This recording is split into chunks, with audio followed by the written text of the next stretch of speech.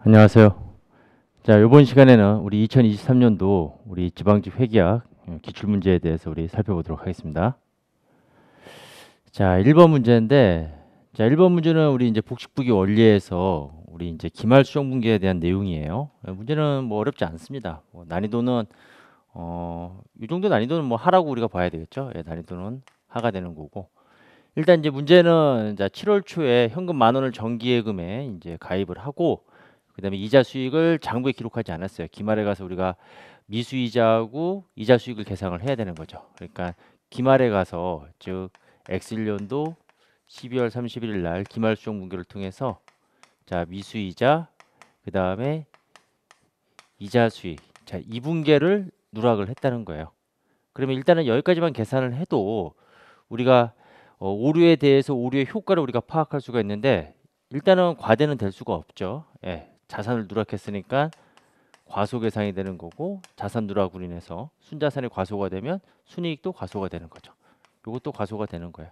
그래서 답은 과소가 될 거고 그 다음에 이제 금액의 이제 측정의 문제는 자 7월 초기 때문에 자 10,000원에 대해서 자 액면이자율 자 10% 그 다음에 월할 계산해서 12분의 6 해서 금액은 500원이 된다는 거. 즉 2분기에 누락을 한 거죠. 예. 자, 그래서 정답은 1번이 되는 겁니다. 자, 이렇게 해서 살펴보시면 될 것 같아요. 자, 그 다음에 이제 우리 2번 문제에 대해서 보도록 할게요.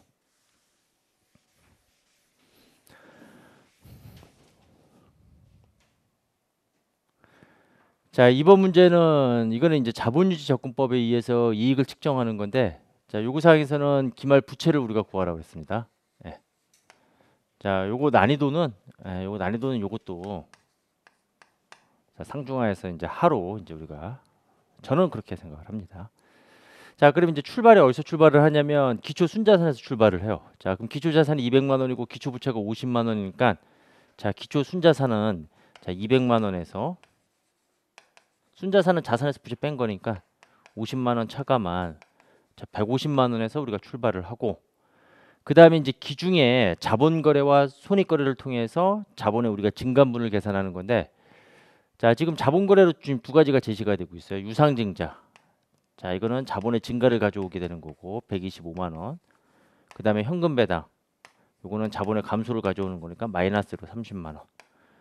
그다음에 손익거래와 관련해서는 실현손익에 해당되는 당기순이익과 미실현손익에 해당되는 기타 포괄이익. 자, 둘 다 자본의 증가를 가져오는 거죠. 자, 70만 원. 그다음에 5만 원. 자, 이렇게 하면 이제 이게 기말 순자산 금액이 되는 거예요. 요 금액이 바로 기말 순자산 금액이 되는 거다. 그래서 이걸 쭉 풀면 자, 요 금액이 얼마가 되냐면 320만 원이 돼요. 자, 그러면 이제 이 금액이 320만 원이라는 거는 뭘 의미하는 거냐면 기말 순자산이 320만 원이죠. 그럼 기말 순자산은 기말 자산인 400만 원에서 기말 부채 뺀 금액이에요. 예, 기말 부채를 차감한 금액이 된다. 그럼 기말 부채 차감해서 320만 원이 되려면 기말 부채 금액은 80만 원이 돼야 되겠죠. 자, 그래서 답은 1번이 되는 겁니다. 됐죠? 예.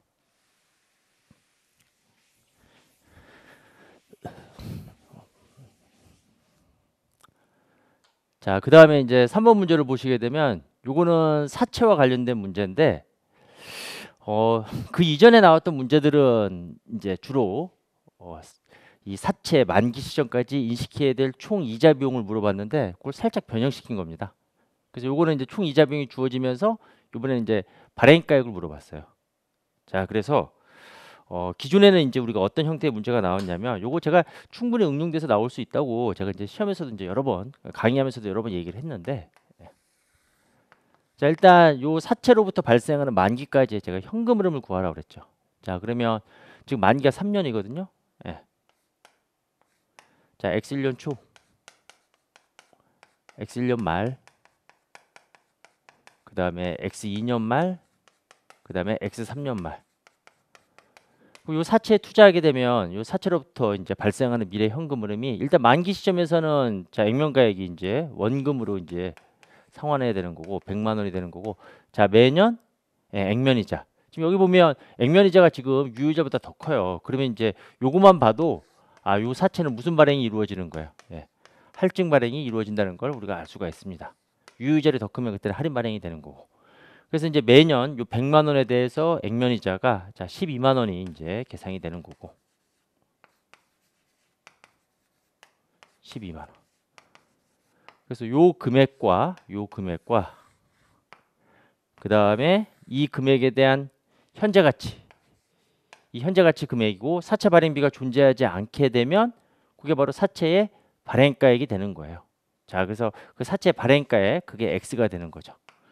그리고 이제 예전에는 이제 어떤 식의 문제였냐면 이제 이 발행가액이 주어지고 요 사채 미래 현금 흐름을 추정해서 요 차이 나는 금액이 이 현재 가치와 사채 미래 현금 흐름의 차이가 바로 만기 시까지 인식하는 총 이자 비용인데 여기서는 지금 이게 이제 요게 미래 현금 흐름이 136만 원으로 주어지고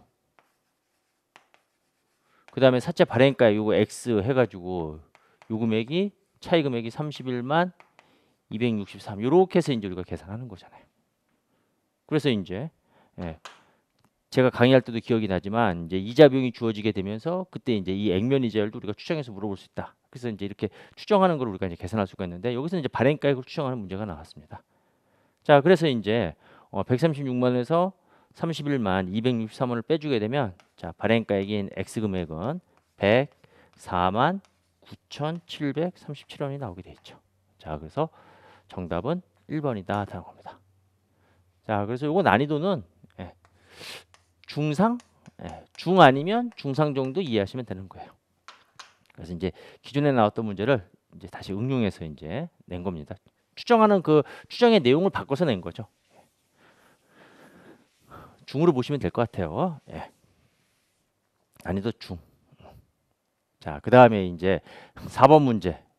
금융자산 제가 꼭 보고 들어가라고 그리고 이제 나올 가능성은 사채보다는 주식에 나올 가능성이 더 크다고 그랬는데 주식에 나오면 이제 FB PL 아니면 FB OCI인데 FB OCI가 나왔어요. 그래서 기타 포괄순위 공정가치 측정 금융자산인데 뭐 여기서 주의할 거는 그렇죠. 500원 현금으로 지급했다. 요거를 우리가 취득가액에 포함을 시키는 거죠. 단기손익 공정가치 측정 금융자산과는 차이가 나는 거야. 단기손익 공정가치 측정 금융자산은 이걸 단기 비용 처리하지만. 자, 그러면 이제 취득가액은 이제 1,500원이 되는 거고 10,000원에 수수료 500원 포함해서 1,500원이 취득가액이 되는 거고 그다음에 기말에 이제 공정가치로 평가하는데 자, 공정가치가 지금 8,000원이니까 얼마만큼 2,500만큼 평가 손실이 발생하는 거죠. 그리고 이제 이걸 뭘로 인식한다? 기타 포괄손익으로 인식하는 겁니다. 답은 4번이 되는 겁니다. 자, 그래서 이거는 뭐 단원이 이제 금융자산이지 이 내용은 쉬운 거예요. 그러니까 공부하신 분들은 다 맞출 수 있는 문제예요. 그래서 이것도 난이도는 중으로 이렇게 보시면 될 것 같아요. 자, 이렇게 해서 이제 4번 문제 숙제하시면 되는 거고 그 다음에 자 5번 문제 이제 재무제표 표시에 대한 설명. 요번에 요번 시험의 특징 중에 하나가 이제 재무회계에서 말 문제가 2문제 정도가 약간 어렵게 나왔어요. 한 문제는 이제 틀리라고 낸 것 같아요. 희석주당 순이익은 뭐 거의 공부 안 하고 뭐 저는 강의 때 이제 희석주당 순이익 계산형 문제를 이제 강의를 했는데 그 말 문제 내용을 물어봤는데 그거 좀 이렇게 좀 까다롭게 그거 물어본 거 그거 하나 빼놓고 그 다음에 이제 나머지 말 문제도 상당히 조금 약간 난이도 있게 출제가 됐습니다. 그래서 아마 수험생들 입장에서는 요 말 문제를 조금 꽤 어렵게 느껴질 수도 있는 것 같아요. 그리고 이제 재무보고 개념 체계가 안 나왔죠. 재무보고 개념 체계는 안 나왔고 대신 재무제표 작성과 표시에 관한 내용이 나왔습니다. 옳지 않은 것은 나왔는데 이거는 뭐 우리가 많이 공부했던 그런 내용 중에 하나였습니다. 자, 그래서 유동성 순서에 따른 표시 방법을 적용할 경우에 자산과 부채는 우리가 유동성 순서에 따라서 표시한다. 이거 맞는 문장이 되는 거고 틀린 거 고르랬어요.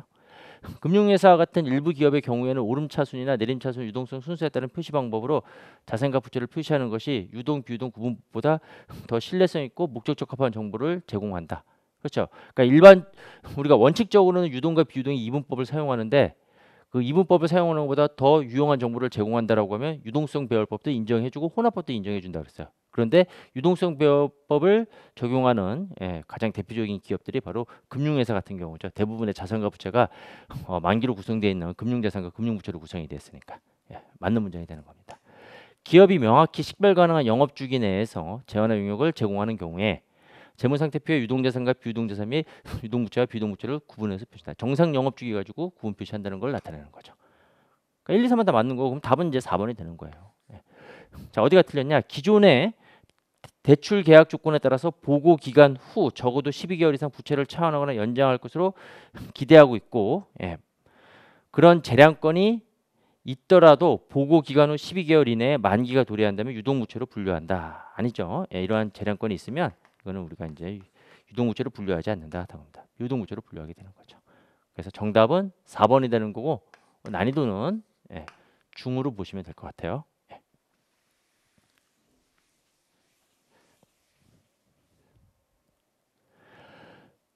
그 다음에 자 문제 6번. 자, 또 올해 지방직 시험에 또 하나의 특징을 얘기하면 이건 제가 강조를 했었던 거였어요.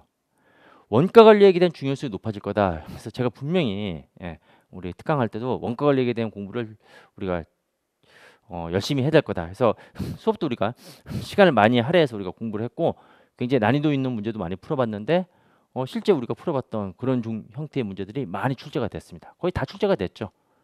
공수는 이것도 지금 뭐 제 기억으로는 이거 분명히 나올 거다. 그래서 이제 수량 구분하는 거 해가지고 우리는 이거에 대해서 환산량까지 계산할 것까지 우리가 공부한 걸로 기억이 나는데 아무튼 원가관리회계 문제가 5문제가 출제가 됐습니다. 정부에게 2문제 출제됐고 그리고 이제 나머지 13문제는 우리가 이제 재무에게 출제가 되는데 지방직 시험 같은 경우는 앞으로 이런 패턴이 쭉 계속해서 이제 이런 형태로 나오게 될 거고 특히 원가관리회계 이번에 나온 문제들이 다 난이도가 낮은 문제들은 없었습니다. 예, 난이도가 중 또는 중상의 문제들로 우리가 출제가 됐어요. 자, 그래서 이제 공손과 관련된 문제인데, 자 여기서 지금 정상 공손 수량하고 비정상 공손 수량을 바르게 연결한 것은 이렇게 나왔습니다.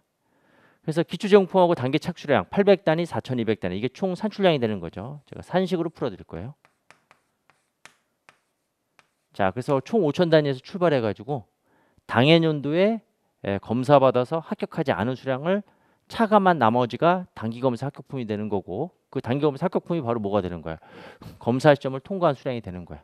그리고 이거에 대해서 정상공선 허용률 10%를 적용해서 우리가 정상공선 수량을 계산하는 문제가 되는 거죠. 자, 그러면 이제 일단 무조건 먼저 빼줘야 될 게 바로 뭐라고 그랬어요? 공손품을 빼줘야 된다고 그랬죠. 자, 그럼 공손품의 수량은 몇 개가 되냐면 자, 지금 800단위, 4,200단위, 5,000단위인데 자, 이 중에서 3,500단위가 완성이 되고 그 다음에 1,000단위가 기말제공품. 그러면 이제 공손품은 500단위라는 거 우리가 알 수가 있습니다. 자, 그래서 공손품은 통과를 못하는 거죠. 불합격 판정을 받은 거니까 도달은 했지만. 그래서 공손품의 수량 500단위를 빼주고 그 다음에 이제 나머지는 이제 우리가 판단을 해서 이제 우리가 빼줄지 말아야 할지 우리가 고민을 해야 되는 건데 그게 바로 기초제공품하고 기말제공품이에요. 그래서 기초제공품이 만약에 전기 합격 수량에 해당이 되면 차감을 해줘요. 그 판단은 어떻게 하냐? 검사 시점하고 지금 여기서 검사 시점은 50%가 되는 거거든요. 검사 시점하고 기초제공품의 완성도하고 비교해서 기초제공품의 완성도가 검사 시점을 초과하는 경우에는 단기의 검사에서 합격한 수량이 아니라 전기의 검사에서 합격한 수량을 의미하는 거죠. 자, 그래서 이제 기초제공품의 완성도가 지금 더 초과를 하니까 지금 여기서는 기초제공품이 전기 합격 수량에 해당이 되고 자, 우리가 차감하면 되는 겁니다. 그 다음에 기말제공품을 차감하는 경우는 언제냐면 검사 시험에 도달하지 못했을 경우에는 검사를 받지 못했기 때문에 그때 검사 미도래 수량이다 해가지고 기말제공품이 검사 미도래 수량이 해당이 되면 단기검사 합격품이 아니니까 우리가 차감을 해줘야 되는 겁니다. 그 판단은 어떻게 하냐? 지금 기말제공품의 완성도가 검사 시험에 미달하게 되면 그때는 검사 시험에 도래하지 못하게 되는 건데 지금 이 문제 같은 경우에는 이게 더 초과하기 때문에 검사 시험을 통과했다는 걸 의미하는 거죠. 당연연도에 착수가 돼서. 자, 그래서 기말제공품은 차감을 하면 안 되는 거예요. 자, 그래서 이제 요게 바로 단기검사 합격품이 되는 거고 여기에 10%가 정상공손 수량으로 본다 합니다. 자, 그러면 3,700단위가 되고 10%니까 370단위가 정상공손 수량에 해당이 되고 500단위에서 370단위를 제외한 나머지 130단위가 비정상공손 수량에 해당이 되는 거죠. 그래서 정답은 2번이 되는 거다 합니다. 아시겠죠? 네, 이렇게 해서 이제 계산하시면 되는 거고 이 문제는 난이도가 이거는 중상, 네. 중상 또는 상 이렇게 보시면 될 겁니다. 근데 뭐 저는 중상이라고 생각이 돼요. 네. 자, 6번 이렇게 정리하시면 되겠네요. 그 다음에 7번 자, 지방자치단체 회계 기준에 관한 규칙에 대한 설명으로 옳은 것은 이렇게 나왔어요. 자, 부채는 자, 유, 장, 충, 기 이거는 국가 회계 기준이고 지방자치단체 기준에서는 기타 장기 충당 부채가 기타 비유동 부채 포함이 된다 그랬어요. 유장기라고 그랬어요. 자, 그게 틀린 거고. 특정 순자산은 주민 편의시설, 사회 기반 시설, 무형 자산의 투자액에서 그 시설의 투자액을 마련할 목적으로 이거는 특정 순자산을 나타내는 게 아니라 고정 순자산을 나타내는 거죠. 고정 순자산. 자, 그래서 틀리게 되는 거고. 부채의 가액은 회계 실체가 지급 의무를 지는 채무액을 말하며 채무액은 규칙에서 정하는 것을 제외하고는 따로 정하는 것을 제외하고는 자, 원칙적으로 무슨 가액으로 한다? 만기 상환가액으로 한다. 이 만기 상환가액이 맞는 거고 현재 가치로 나오면 제가 틀린다고 이렇게 얘기를 했죠. 이건 맞는 문장이 되는 겁니다. 그 답은 3번이 되는 거예요. 자, 그리고 교환거래에 의한 비용은 가치 이전에 대한 의무가 존재해야 되고 이제 이런 여기가 이제 틀린 거죠. 그 금액을 합리적으로 측정할 수 있을 때 인식한다. 틀리게 되는 거죠. 자, 이렇게 해서 이제 7번은 정답이 3번이 되는 겁니다. 예. 이거 난이도는 중으로 보시면 돼요. 예, 이거는. 자, 난이도는 중으로 보시면 된다. 자, 8번. 요거는 원가 관리에서 이제 손익분기 CBP 분석에서 나온 건데 난이도가 상인데 제가 항상 손익분기점 판매량을 구하라 이렇게 나오면 3번 공식을 생각하라고 그랬죠. 자, 그래서 어떤 공식이 있냐면 공원이익률 곱하기 그 다음에 손익분기점 매출액은 고정비하고 같다. 자, 요 공식, 예, 요게 이제 우리 3번 공식. 그 다음에 영업 레버리지도 있으면 요거 이제 안전한 기업의 역수라는 거 기억나시죠? 5번 공식에서 여기서는 지금 영업 레버리지도 이제 요걸 통해서 이제 우리가 문제를 풀 건데 지금 영업 레버리지도가 5라고 했으니까 자, 안전한 기율은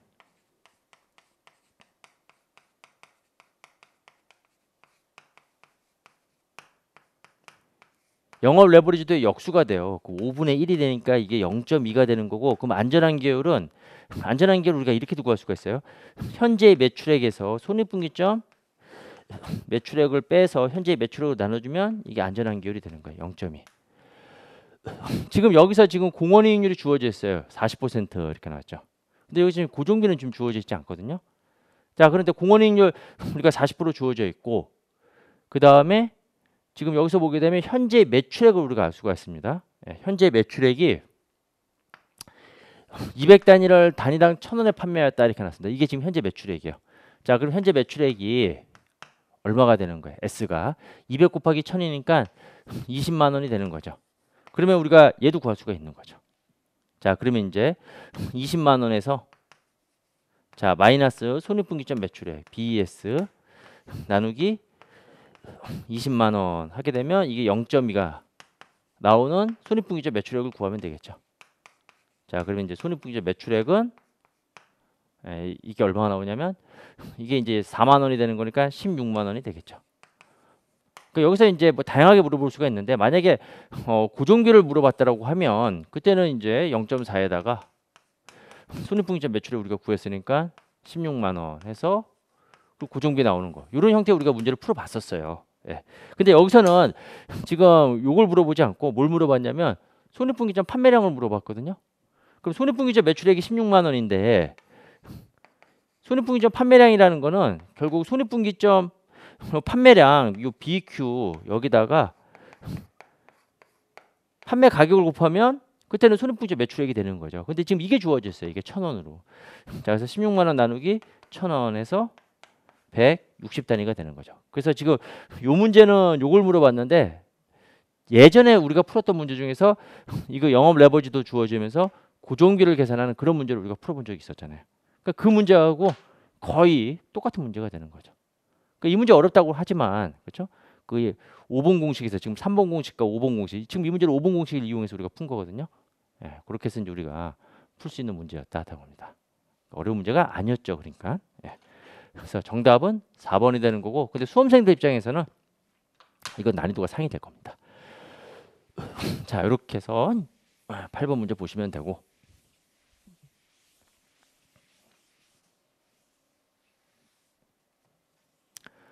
그 다음에 이제 9번 문제는 이거 무조건 나온다라고 그랬죠. 예, 자본적 지출. 예.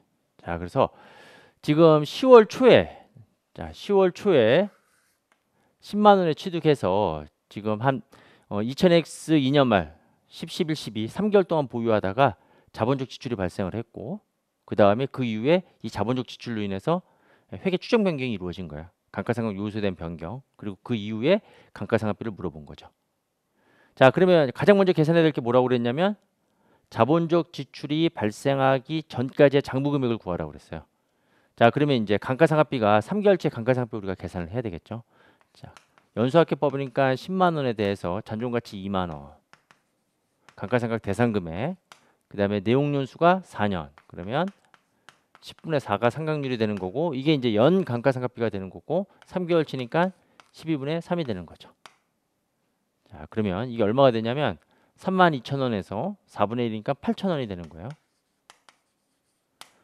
그럼 자본적 지출 이전까지의 장부 금액은 취득가액 10만 원에 감가상각 누계액 8,000원 뺀 금액이 되는 거고 여기에 자본적 지출을 가산하는 게 요 금액을 바로 2000X 2년 초에 새로운 취득가액으로 간주해라. 그렇게 제가 이제 말씀을 드렸죠. 자, 그러면 요 금액이 얼마가 되냐면 이게 22,000원. 자, 이게 10만 원이니까 122,000원. 자, 그럼 이렇게 생각하시면 돼요. 2000X 2년 초에 그렇죠? 취득가액 얼마? 122,000원. 그 다음에 감가상각 요소에 대한 변경. 자, 기기장치의 내용연수는 10년. 그 결과 기기장치의 내용연수는 10년. 잔존가치는 5만 원으로 추정이 되었다. 이렇게 나왔습니다. 그 결과. 자, 그럼 잔존 내용연수 우리가 10년으로 보는 거고 그 다음에 잔존가치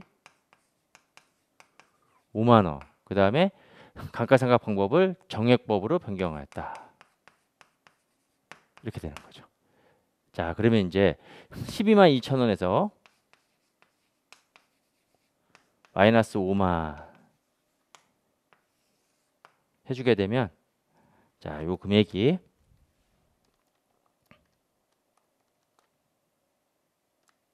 72,000원이 되는 거예요. 예, 그리고 이제 정액법으로 10년이 되는 거니까 감가상각비는 7,200원이 되는 거다. 그렇다는 겁니다. 아시겠죠? 자, 이렇게 해서 이제 여기서는 답이 1번이 되는 거죠. 그리고 이제 우리가 여기서 조금 헷갈릴 만한 요소가 뭐가 있냐면 자, 요 그 결과로 인해서 기기장치의 내용연수가 10년이 됐다. 그래서 이제 이걸 잔존 내용연수로 볼 건지. 근데 이게 지금 추정되는 게 여기서 변경된 거니까 원래 내용연수가 지금 4년이고 그다음에 이제 이게 10년으로 이게 변경이 된 거잖아요. 그러니까 요 내용연수가 바로 잔존 내용연수가 되는 거다. 다른 겁니다. 그렇죠? 그러니까 10년을 기준으로 해서 우리가 해야 되는 거예요. 예. 무슨 말인지 아시겠죠? 자, 이렇게 해서 이제 우리가 7,200원인 걸 계산할 수가 있습니다. 자, 그래서 요 문제는 나름 까다로운 문제예요. 그래서 난이도는 중상으로 우리가 보시면 되는 겁니다. 자, 그 다음에 10번 문제. 이 문제가 제일 까다로웠던 문제였어요. 그렇죠? 이거는 뭐 틀리라고 낸 문제예요. 그래서 이 문제 틀리는 거는 뭐 상관없을 것 같아요. 그래서 이거 희석주당 순위과 관련해 가지고 이제 말 문제로 나온 건데 자, 설명으로 옳은 것은 이렇게 나왔어요. 1번 같은 경우에는 어디가 틀렸냐면 기말 종가 기준으로 발행해서 유입된 것이 아니라 이건 이제 평균 주가로 우리가 계산한다는 거. 그 다음에 보유자의 선택에 따라서 보통주나 현금으로 결제하게 되는 계약의 경우에 주식 결제와 현금 결제 중에서 희석 효과가 어떤 방법? 더 큰 방법으로. 이게 작은 방법으로 하면 틀리는 거예요. 더 큰 방법으로 결제됐다고 가정해서 주당 순이익을 계산한다. 그렇죠? 그래서 답은 2번이 되는 겁니다. 그 다음에 여기 3번 같은 경우에는 잠재적 보통지수가 자본금 전입, 뭐 무상증자, 주식 분할로 증가했거나 주식 병으로 감소하더라도 비교 표시하는 기본 주당 순위가 희석 주당 순위로 소급하여 수정하지 않는다 그러는데 소급 수정한다는 거죠. 예. 자, 그래서 수정하지 않는다. 이게 틀리게 되는 거고. 중단 영업에 대해서도 우리가 기본 계속 영업이익과 희석 계속 영업이익, 그다음에 기본 주당 순이익, 중단 순이익을 우리가 비교 표시한다 당합니다. 자, 그래서 4번도 틀리게 되는 거죠. 그래서 답은 2번이 되는 건데 아마 요거는 뭐 대부분 다 우리가 이제 공부를 안 했을 거라고 판단이 돼가지고 뭐 요 문제와 관련해서는 뭐 요거 틀렸다고 해서 그렇게 뭐 여러분들 합격에 요거는 누구나 다 모르는 거기 때문에 예, 그렇게 이제 내용은 어려웠지만 난이도는 이제 상이 되는 거예요. 상이지만 예, 이거는 아마 틀리라고 낸 것 같아요. 출제위원이 그렇죠. 100점 맞으면 자기 자존심에 이제 근가니까 예, 이렇게 해서 이제 좀 까다롭게 낸 문제. 그래서 이 문제가 제일 까다로웠습니다. 그 다음에 11번 문제. 이거 금융자산에서 제가 이것도 이제 예상했었죠. 우리가 현금 미 현금성 자산에서 은행 계정 추정표. 뭐 내용은 어렵지가 않아요. 예. 그래서 이 내용은 중 또는 한데 중으로 할게요. 예. 중 또는 하가 되는 겁니다. 자, 수정전 당좌예금 장부잔액. 자, 장부상에 이제 수정전 잔액이 얼마가 되냐면 16만 원이 되는 거고. 자, 문제에서 요구 사항은 자, 박스 안에 있는 수정 사항을 우리가 고려를 했을 경우에 그 수정 후 잔액을 구해 가지고 다시 역산해 가지고 수정 전 자, 은행 잔액 즉 통장상의 잔액을 우리가 이제 추정하는 요 문제가 이제 요걸 구하라는 문제가 되는 거예요. 그러면 이제 수정 사항이 이제 뭐가 되는 거냐면 요건 수정 전이 되는 거고. 쭉 나오는데 첫 번째 같은 경우에 한국의 거래은행에 입금 처리한 수표 3만 원이 5월 19일에 부도 처리됐는데 한국에는 통보되지 않다. 그럼 한국에서 기록을 안 했다는 거예요. 자, 그럼 이제 3만 원 어떻게 되는 거예요? 부도 수표에 대해서 당좌예금에서 차감시키고, 그 다음에 두 번째는 상품 구입대금 2만 원이 입금이 됐으나 한국에는 통보되지 않았다. 그럼 한국에서 입금 기록을 안 했다는 거죠. 자, 그러면 장부상의 금액에서 2만 원 더해주게 되는 거고, 수수료 4만 원이 통장에서는 차감이 됐는데 한국은 이를 모르고 있다? 그럼 한국에서 이 기록을 안 했다는 거예요. 차감된 금액을. 얼마? 4만 원. 그래서 회사 측 잔액에서 우리가 또 차감시키면 되는 거고, 그 다음에 한국이 발행한 수표 만 원이 아직 거래은행에서 지급 제시되지 않았다. 이거 우리가 기발행 미인출 수표다 이렇게 얘기하는데 은행에서 차감 기록을 하지 않았다는 거죠. 그럼 여기서 이제 만 원 이렇게 하면 되는 거고. 그 다음에 현금 2만 원을 당좌예금 계좌에 입금하였으나 거래은행에서 아직 입금 처리가 되지 않았다. 이게 은행 미기입 예금. 그 은행이 기록을 안 한 거예요. 입금 기록을. 그러면 여기다가 이렇게 수정을 해주면 되는 겁니다. 자, 이렇게 해서 이제 수정사항을 다 반영하게 되면 수정 전에는 이제 요 금액의 차이가 있지만 수정 이후에는 이게 같다라는 거예요. 자, 그러면 이제 우리가 수정 후 잔액을 구해보면 이게 얼마가 되는 거냐면 이게 마이너스 7만 원에서 2만 원, 마이너스 6만 원. 자, 이게 마이너스 7만 원, 그럼 마이너스 5만 원. 그러면 수정 후 잔액은 11만 원. 그 은행 측 잔액도 수정 후 잔액은 11만 원. 동일하게 될 거고. 이게 11만 원이 나오기 위해서는 수정 전 은행 잔액이 얼마가 돼야 되는 거야? 10만 원이 돼야 된다 하는 겁니다. 자, 그래서 정답은 2번이 되는 거죠. 그래서 은행 계정 조정표 관련된 문제. 이거 나올 때가 됐기 때문에 요것도 이제 제가 요거 분명히 나올 거다 이렇게 얘기했는데 아니나 다를까 출제가 됐습니다. 자, 그 다음에 이제 12번 문제. 자, 이거 표준원가 계산 문제가 되는 거고, 표준원가 계산 문제 나오면 문제 까다롭게 나오면 제가 이제 고종재정관적비 원가 차이 분석이 나온다고 그랬잖아요. 그래서 고종재정관적비 원가 차이 분석이 나오게 되면 자, 일단 써놓고 몰라도 제가 풀 수 있는 방법이 뭐라고 그랬냐면 일단 테이블을 그리라고 했잖아요. 자, 그러면 이제 실제 발생한 고종재정관적비, 그 다음에 고종재정관적비 예산, 이거 어떻게 제가 이제 표시하라고 그랬어요. 고종재정관적비 예산은 고종재정관적비 표준 배분율을 고종재정관적비 예산을 기준조업도로 나눠서 계산하기 때문에 기준조업도 곱하기 고종재정관적비 표준 배분율, 그 다음에 실제 생산량에 허용되는 표준조업도에다가 고종재정관적비 표준 배분율, 이게 이제 고종재정관적비 표준 배부액이 될 거다 하는 겁니다. 자, 이렇게 써놓고 이제 제가 시작하라고 그랬어요. 실제 발생한 고종재정관적원가 66만 원 이렇게 주어져 있죠. 기준조업도 10,000시간. 고종재정관적원가 표준 배분율 기계시간당 50원. 그럼 이게 얼마가 되는 거? 50만 원이 된다는 얘기죠. 실제 산출량이 허용된 표준조업도 SQ에 해당이 되는 거예요. 12,000시간. 곱하기 50. 그럼 이거는 60만 원. 그래서 실제와 고종재정관적비 예산과의 차이가 고종재정관적비 예산 차이가 되는 거예요. 자, 그러면 16만 원 플러스가 나오니까 불리한 차이. 고종재정관적비 예산 차이는 불리한 차이. 고정재정관제표 예상과 표준배부액의 차이가 이게 이제 조업도 차이죠. 고정재정관제표에서만 나타나는 조업도 차이. 50만 원, 60만 원. 자, 10만 원 마이너스가 나오니까 10만 원 유리. 그래서 조업도 차이는 10만 원 유리한 차이가 되고 예산 차이는 16만 원 불리한 차이가 되는 겁니다. 정답은 3번. 자, 이것도 이제 공부하신 분들은 중이 되는 거고 공부하지 않으신 분들은 이거는 이제 상이 되는 거죠. 자, 이렇게 해서 원가 관리 얘기해서 이제 표준 원가에서 또 이제 출제가 되는 문제입니다.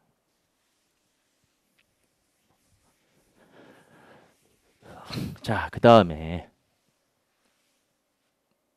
13번 문제.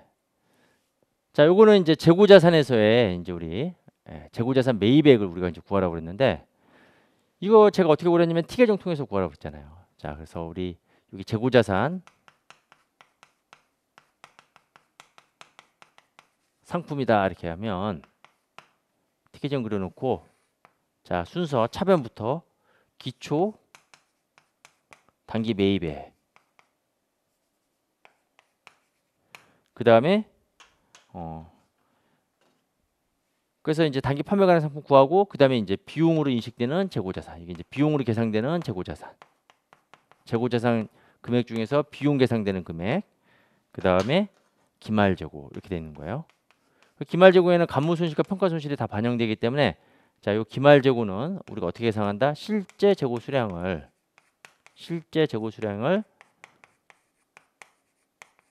자, 원가하고 시가하고 비교해서 우리가 저가법을 적용해서 우리가 계산하게 되는 거죠.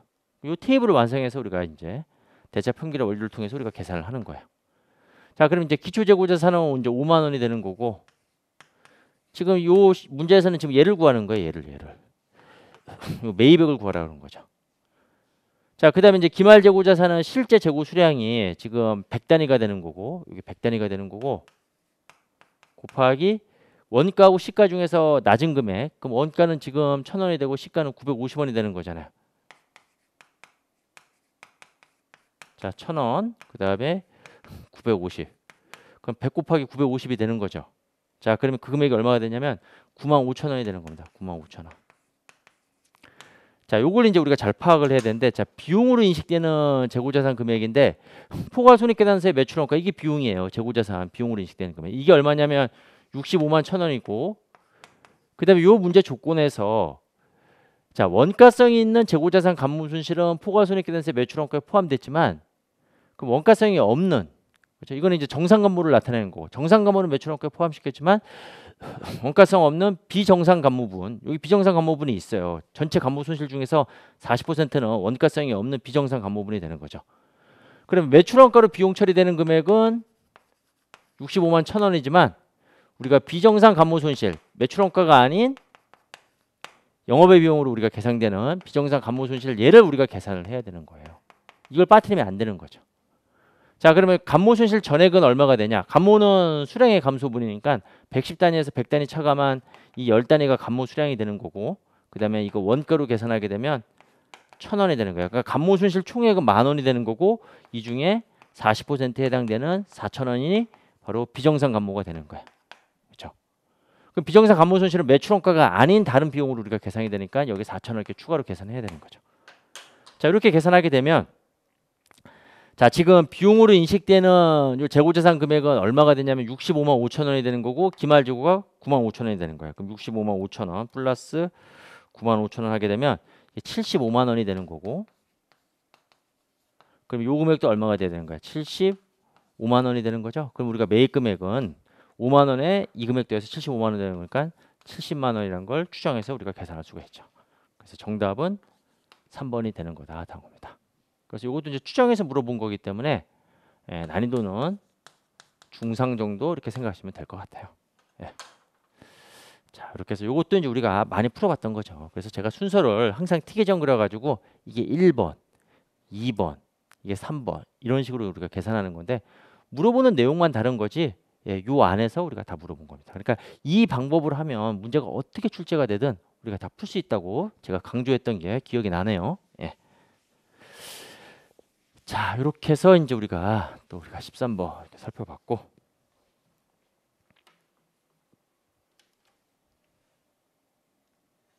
그 다음에 14번 손상차손. 요것도 이제 대손 충당금 티계정 그리라고 했죠, 제가. 예. 대손 충당금 티계정 그려서 이렇게 풀면 이건 뭐 난이도가 하라고 보시면 돼요. 하. 물론 이제 제가 실제 이제 이거 평균적으로 난이도는 중이라고 얘기를 하는데 요 티계정 통해서 우리가 풀면 진짜 쉽게 구할 수 있는 문제였죠. 예. 지금 기초가 지금 충당금 잔액이 얼마가 되냐면 3만 원이 되는 거고, 그 다음에 대손이 확정이 되면 기초 잔액과 상관없이 무조건 감소시키라고 그랬잖아요. 대손 확정된 금액이 6만 원이에요. 자, 그러면 이제 대손 6만 원 이렇게 감소시키고, 자, 기말에 가서 기말 대손 충당금이 기말 매출채권 잔액의 50만 원에서 2만 원으로 예상이 되는 거야. 자, 그럼 이게 2만 원 이렇게 되는 거죠. 그러면 차변은 8만 원이 되는 거고, 대변도 8만 원이 돼야 되는 거예요. 그러면 바로 요 차이 나는 요 금액이 바로 손익계산서상에서의 손상차손 금액이 되는 겁니다. 이게 추가적인 대손 충당금 설정액으로서 충당금 설정하면서 우리가 대손상각비 계상하는, 즉 손상차손 계상하는 금액이 되는 거죠. 그럼 차액은 얼마가 되는 거야? 5만 원이 되는 거다. 그래서 T계정으로 공부하셨던 분들은 뭐 10초면 다 우리가 풀 수 있는 문제가 되는 겁니다. 예, 난이도는 하. 예, 난이도는 하. 중도는 하. 이렇게 보시면 될 것 같아요. 자, 그 다음에 15번 문제. 차이번가에 대한 설명으로 옳지 않은 거죠. 이거 말 문제인데 뭐 조금 까다롭게도 좀 느낄 수도 있는 문제 중에 하나입니다. 예, 옳지 않은 것은 이렇게 나왔어요. 자, 1번. 적격 자산이 물리적으로 완성된 경우라면 일산적인 건설 관련 후속 관리 업무 등이 진행되고 있더라도 일반적으로 당해 자산을 의도된 용도로 사용 또는 판매 가능한 것으로 본다 이렇게 나왔죠. 자, 완성이 됐으면 사용 가능 상태에 이른 것으로 본다. 맞는 문장이 되는 거고, 그다음에 적격 자산을 의도된 용도로 사용 가능하게 하는데 필요한 활동은 당해 자산의 물리적인 제작 활동을 포함하나 그 이전 단계에서 이루어진 기술 및 관리상의 활동도 포함하는 거죠. 포함하지 않는다가 아니라. 자, 그래서 2번이 틀리게 되는 겁니다. 요 2번 그 이전 단계에서 활동도 우리가 포함한다. 다음다. 그래서 정답은 2번이 되는 거예요. 그 다음에 3번 필요한 대부분의 활동을 완료한 시점에서 차이번가 자본화를 종료한다. 맞는 문장이 되는 거고, 그 다음에 4번에 보게 되면 만약에 이제 정부 보조금 받은 게 있으면 그때는 평균 지출액 금액에서 정부 보조금 받은 금액은 지출한 금액이 아닌 거잖아요. 내가 실제로 지출한 금액이 아니기 때문에 차감해서 계산한다. 평균 지출액 계산시. 그래서 맞는 문장이 되는 겁니다. 그 다음에 16번 문제. 자, 요거는 이제 변동원가 계산에 의한 영업이익인데, 자, 이거 문제 어떻게 나오랬죠? 일단은 제품에 대한 우리가 T계정 그려가지고 물량의 흐름을 파악하고 그 다음에 변동원가 계산에 의한 수익원가 구조로서 우리가 이제 영업이익 계산하시면 된다고 그랬죠. 그래서 일단 제품 T계정을 그려서 일단은 영업을 시작했으니까 기초는 0이 되는 거고, 단기 생산 수량은 5천 단위가 되는 거고, 자, 판매 수량 4천 단위, 자, 기말 재고 1천 단위. 변동원가 계산에 의한 우리가 수익원가 구조. 자, 조업대에 비례하게 발생하는 판매량에 비례하게 발생하는 단위당 판매 가격 2,000원. 그 다음에 단위당 변동비, 여기 변동 제조원가, 변동 판관비 다 포함한 금액. 자, 그래서 500, 400, 300, 200 다 포함한 금액이 되는 거죠. 그래서 1,400. 단위당 공원이익은 600이 되는 겁니다. 그 다음에 고정 제조 간접비, 고정 판관비 다 포함한 금액. 자, 그래서 50만 원. 됐죠? 그러면 이제 변동원가 계산에 의한 영업이익을 구하랬으니까, 자, 우리 CBP 우리 공식에서 1번 공식 사용하면 될 것 같아요. 자, 그럼 600 단위당 공원이, 그 다음에 판매량 4,000개, 240만 원에서 50만 원 차감한 얼마? 190만 원이 변동원가 계산에 의한 영업이익이 되는 거다. 이렇게 보시면 되는 거죠. 그래서 정답은 2번이 되는 겁니다. 난이도는 중으로 보시면 될 것 같아요.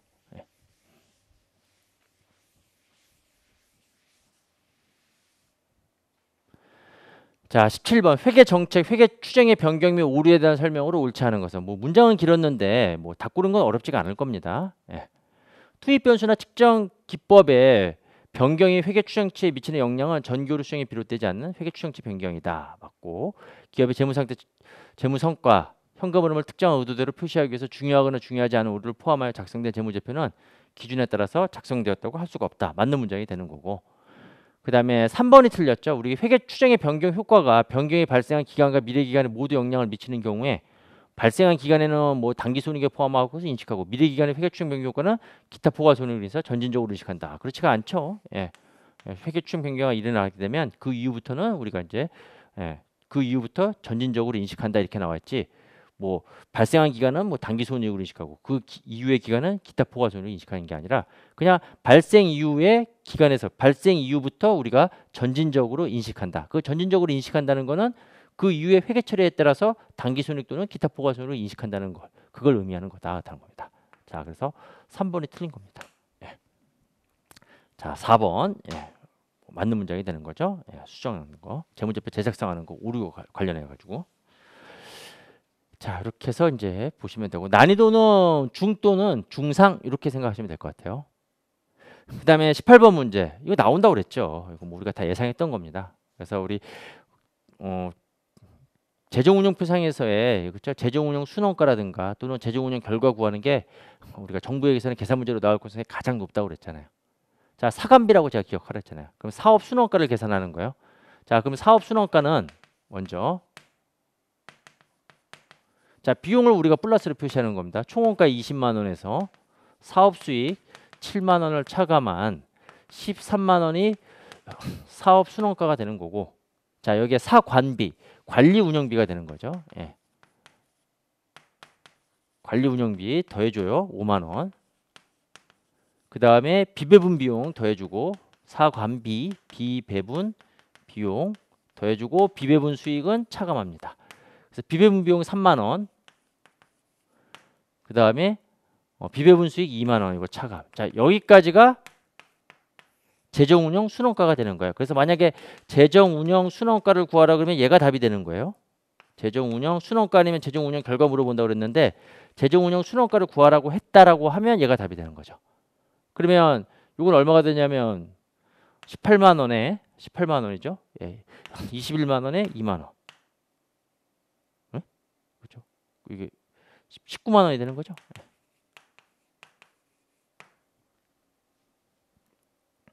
18만 원, 21만 원, 21만원에서 2만 원 빼니까 19만 원. 근데 재정운용 결과를 물어봤으니까 사업 수익을 차감해야 됩니다.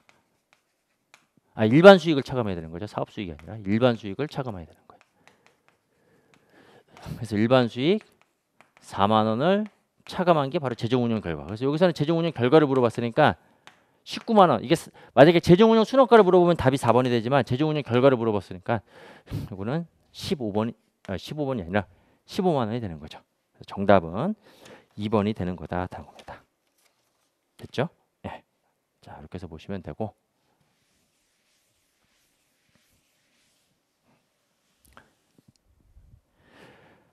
자, 그 다음에 19번 문제. 이거 재무비율 분석에서 우리가 또 예상했던 문제예요. 예상했던 문제.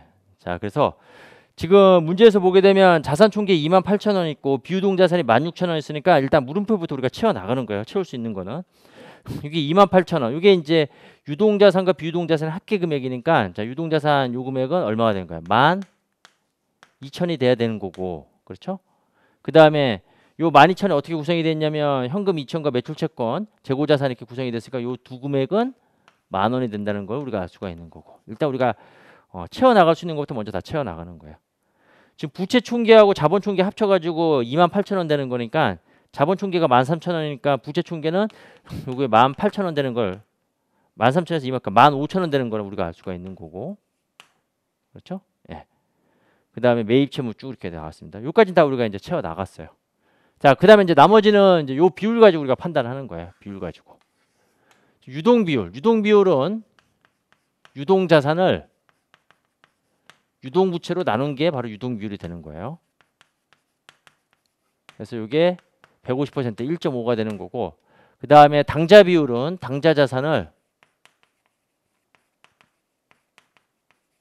유동 부채로 나눈 금액이 되는 겁니다. 당자 자산을 유동 부채로 나눈 금액이다 한 겁니다. 이게 지금 1.2가 된다 한 겁니다.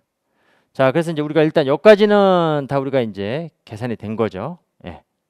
자, 그러면 이제 우리가 이제 추정해서 이제 우리가 계산하는 거예요. 자, 먼저 유동비율 보게 되면 자, 유동 자산이 지금 12,000이에요. 자, 유동 자산이 12,000. 그럼 이게 1.5가 나오려면 유동 부채가 얼마가 돼야 되냐 그렇다는 겁니다. 자, 그러면 이제 12,000 나누기 1.5로 해주면 되겠죠. 예.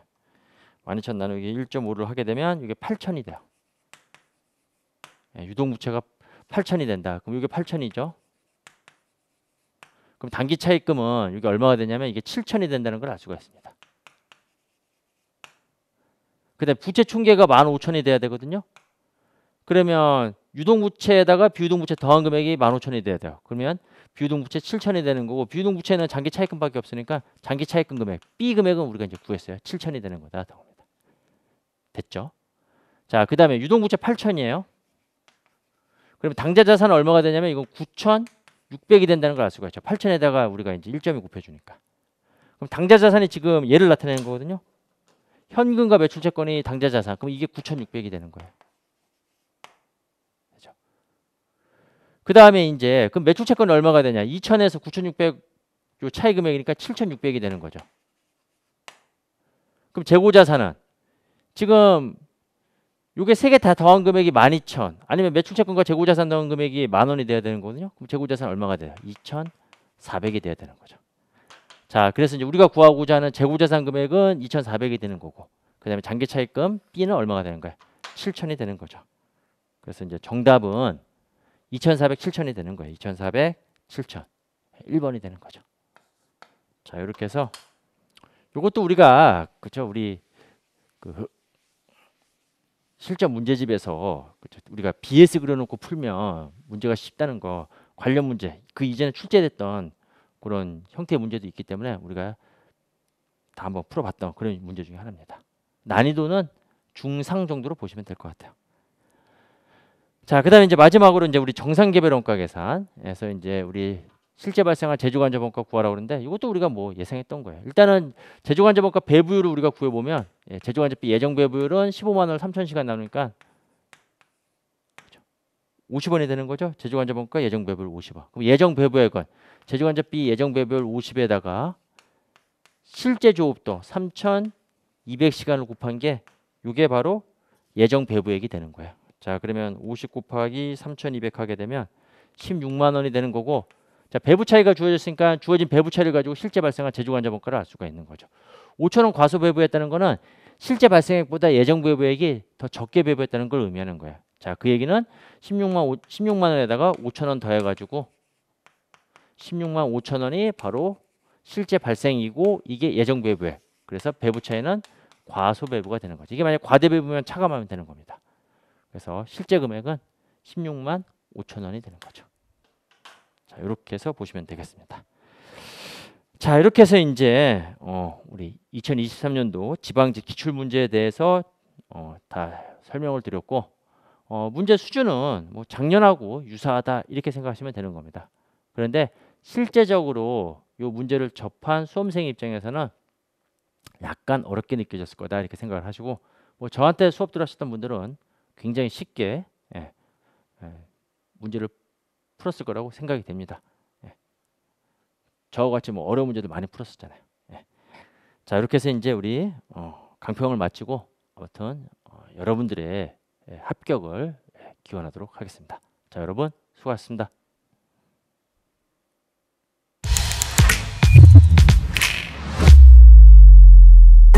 Edu